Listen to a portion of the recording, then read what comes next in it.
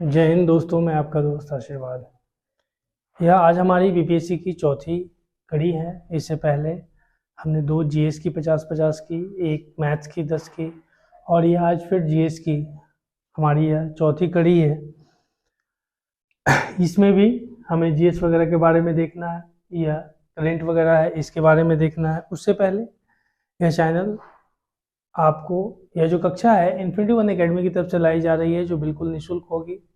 कक्षा को ज़्यादा से ज़्यादा शेयर करें, लाइक करें, सब्सक्राइब करें। तो देखते हैं कि आज हमारा क्या है, इसमें क्या चल रहा है। जिसमें कहता है कि निम्नलिखित में से कौन सा मानव विकास यानी ह्यूमन डेवलपमेंट इंडेक्स HDI में शामिल नहीं है। तो अगर चर्चा करते हैं तो जीवन प्रत्याशा, वास्तविक प्रति व्यक्ति आय और सामाजिक असमानता और प्रौढ़ साक्षरता और उपयुक्त में से कोई नहीं या उपयुक्त में से एक से अधिक।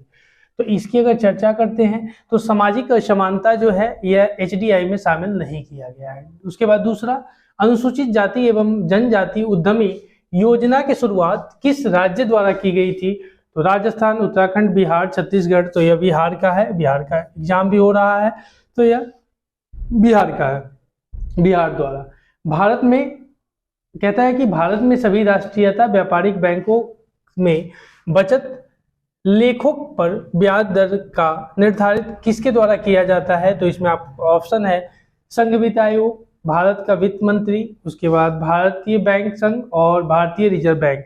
तो यह जो है भारतीय रिजर्व बैंक द्वारा की जाती है, ठीक है। उसके बाद कहता है बजट आम 2000, आप देखते हैं कि जिसमें कहता है, पहले हम जरा इसको देखते हैं कि यह क्या कहता है इससे पहले वाले में, जिसमें भारत में सभी राष्ट्रीय व्यापारिक बैंकों के में बचत लेखों पर ब्याज दर का निर्धारण, यानी जो रेपो रेट होता है, रेट होता है, ब्याज दर जो होता है, इंटरेस्ट होता है, वह कौन किसके द्वारा किया जाता है? तो ठीक है, इसमें कहता है कि भारत में कहता है भारत में सभी राष्ट्रीयकृत व्यापारिक बैंकों में बचत लेखों पर ब्याज दर का निर्धारण भारतीय रिजर्व बैंक के द्वारा किया जाता है। इसका जो भी है रिजर्व बैंक लेखा जोखा रखती है। उल्लेखनीय है कि अक्टूबर 2011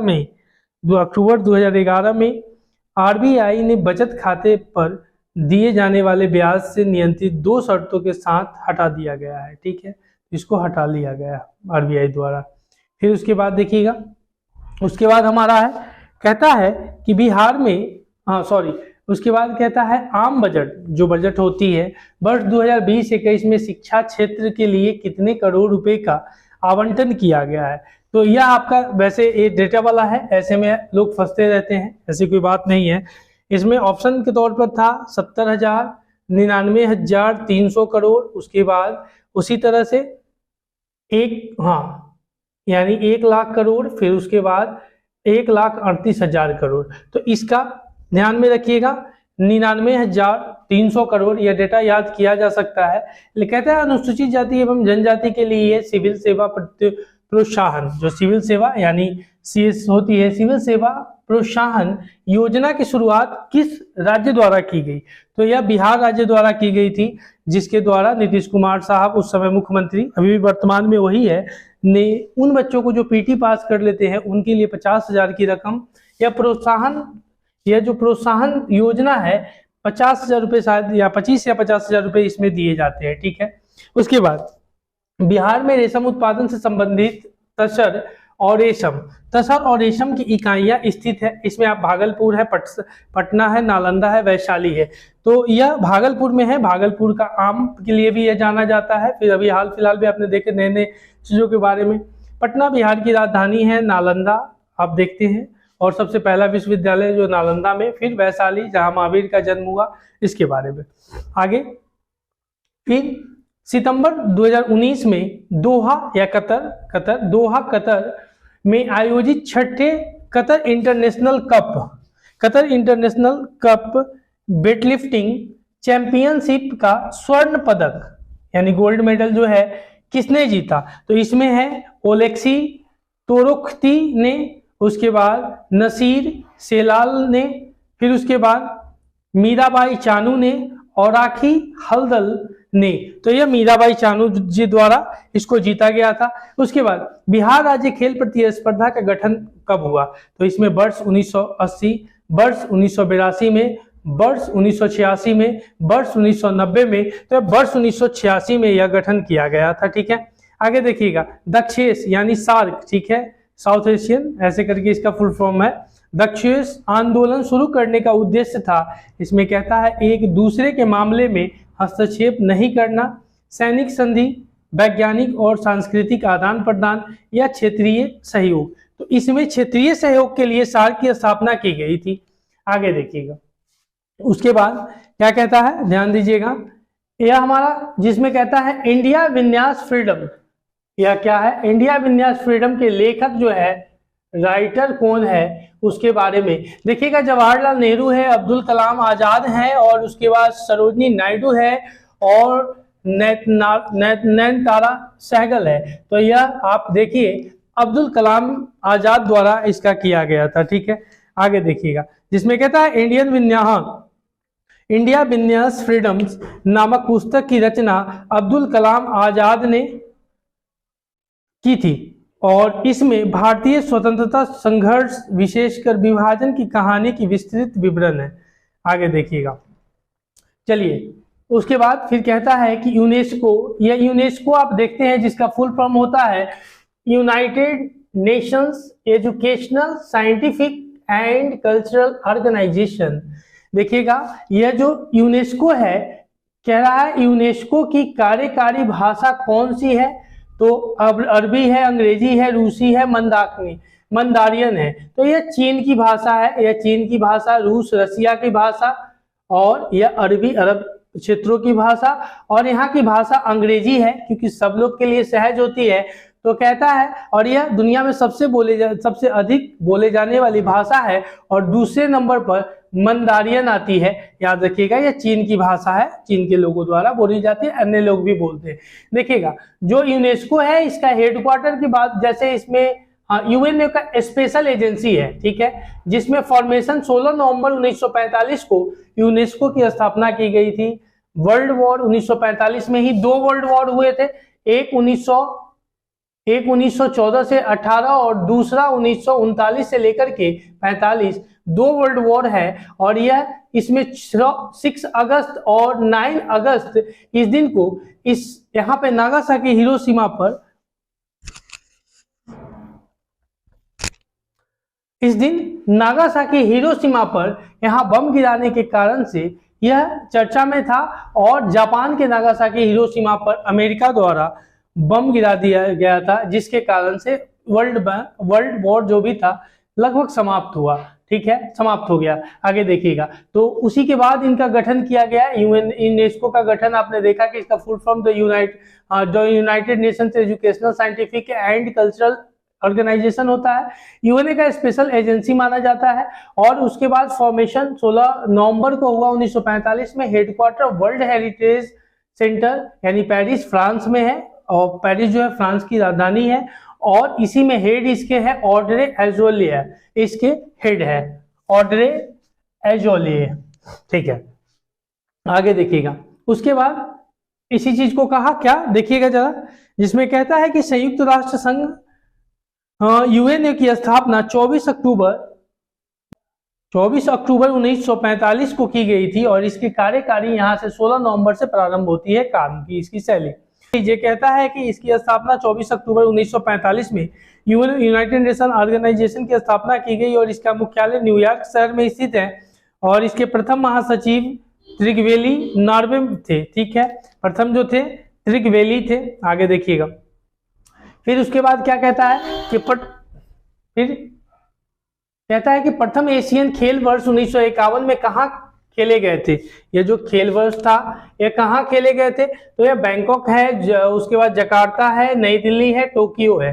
तो ये सारे कैपिटल ही हैं, तो इसमें नई दिल्ली में खेले गए थे। उसके बाद कहता है आत्मीय सभा तत्वबोधि, देखिए आत्मीय सभा तत्बोधि सभा, परमहंस मंडली तथा वेद समाज के लिए निम्न विकल्पों में से सही संयोजन पहचानिए। तो इसमें राजा राम मोहन राय आत्मीय सभा देख लीजिएगा, देवेंद्र नाथ ठाकुर, गोपाल हरि देशमुखी और आचार्य केशव चंद्र सेन।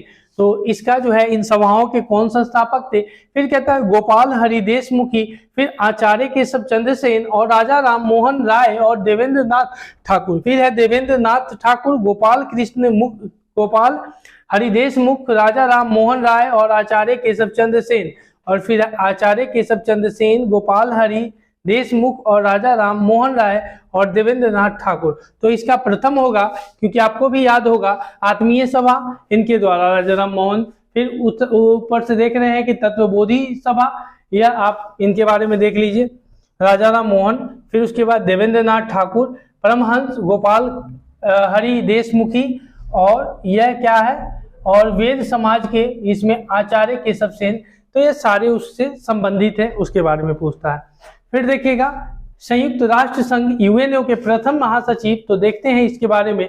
यही थे जो अभी बताया थोड़ी देर पहले, त्रिगवेली में, यानी यूथांड बुतरसंदाली और कोफी अनन। तो इसके त्रिगवेली थे, त्रिगवेली याद रखिएगा, त्रिगवेली थे। फिर कहता है पानीपत का तीसरा युद्ध किसके बीच हुआ था? तो यह हमारा मराठों के बीच हुआ था। अकबर बाबर, तो पहले वाले में बाबर थे, दूसरे वाले में अकबर थे, और तीसरे वाले में यह जो हमारा घटना होता है इसमें अहमद शाह अब्दाली और जो उसको बुलाया गया था अफगान की तरफ से, और मराठों के बीच हुआ था, जिसमें मराठों की हार हो गई थी। तो यह हमारा टोटल पानीपत का युद्ध देखिएगा 21 अप्रैल 1556 को बबूर के बीच में, BABUR, बबूर जिसको बाबर बोलते हैं, और बाबर एवं इब्राहिम लोदी के बीच में। तो बाबर इसमें विन हो गया था, विक्ट्री हो गया था। और दूसरा हमारा था 5 नवंबर 1556 को हुआ था, बैरम खां सेनापति था, किसका?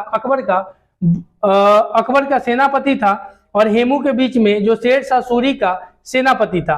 ठीक है, आगे देखिएगा। तो इसमें भी किसकी जीत हुई थी? अकबर की जीत हुई थी। उसके बाद पानीपत, यानी यही बैरम खां साहब जो थे, इनका जीत हुआ था। पानीपत तृतीय में 14 जनवरी 1761 में मराठा और अहमद शाह अब्दाली के बीच में हुई थी, जिसमें आपने देखा था कि यहाँ पे मराठों की हार होती है, अब्दालियों की जीत होती है। यह घटना आपने देखा।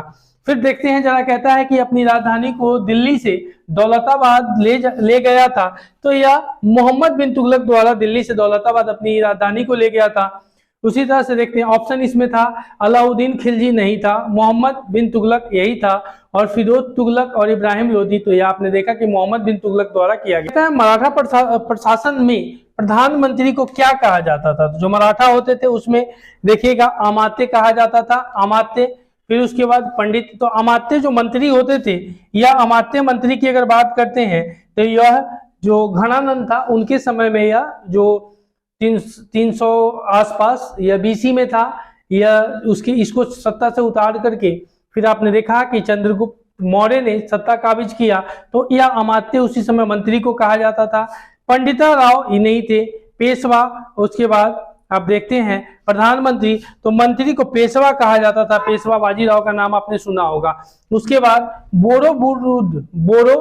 बोरोबुदुर का प्रसिद्ध मंदिर कहाँ है? तो यह आप देखते हैं जावा में है, और सुमात्रा है, जावा है, बोर्निया है, और फिलीपींस है। तो यह जावा में है, और यह विश्व की सबसे बड़ी बौद्ध मंदिर है। इसमें अजमेर में किस सूफी संत की दरगाह है?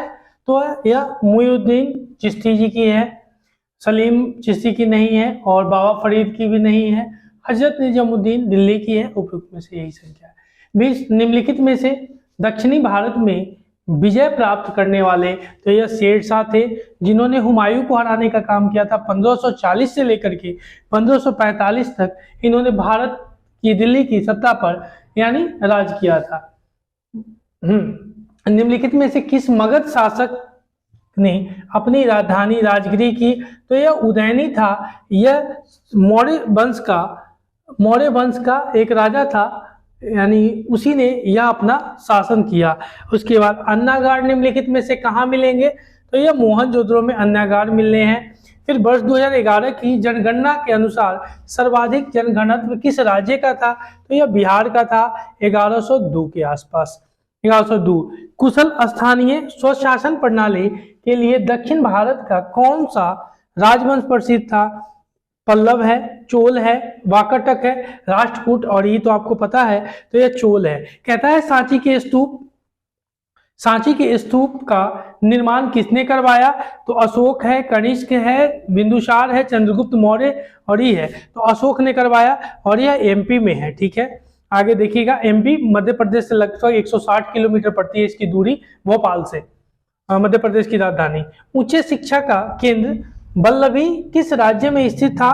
तो यह गुजरात है, महाराष्ट्र है, और बिहार है, पश्चिमी, तो यह गुजरात में था। अधिक संख्या में बच्चों के समाधान प्राप्त होते हैं, तो यह मालवा संस्कृति से है, जोड़वे संस्कृति से, कायथा संस्कृति से, और आहार संस्कृति में, और ये तो पता है, तो यह जोड़वे संस्कृति से है। इसमें कला की गांधार शैली की उत्पत्ति किस शासनकाल में हुई है? तो ध्यान दीजिएगा, यह चंद्रगुप्त मौर्य, अशोक, पुष्यमित्र शुंग और कनिष्क, तो यह कनिष्क के शासनकाल में हुई है। फिर देखते हैं 29 में, कोणार्क मंदिर भगवान को समर्पित है, तो यह विष्णु, कृष्ण, शिव, सूर्य, तो यह कोणार्क आपको पता है कि यह सूर्य भगवान को है और ओडिशा राज्य में है। ठीक है, आगे देखिएगा, लक्षद्वीप टापू अवस्थित है, तो इसकी तो यह दक्षिण पश्चिम भारत में है, नीचे की ओर अगर आप देखिएगा तो वहां पे आपको मिलेगा।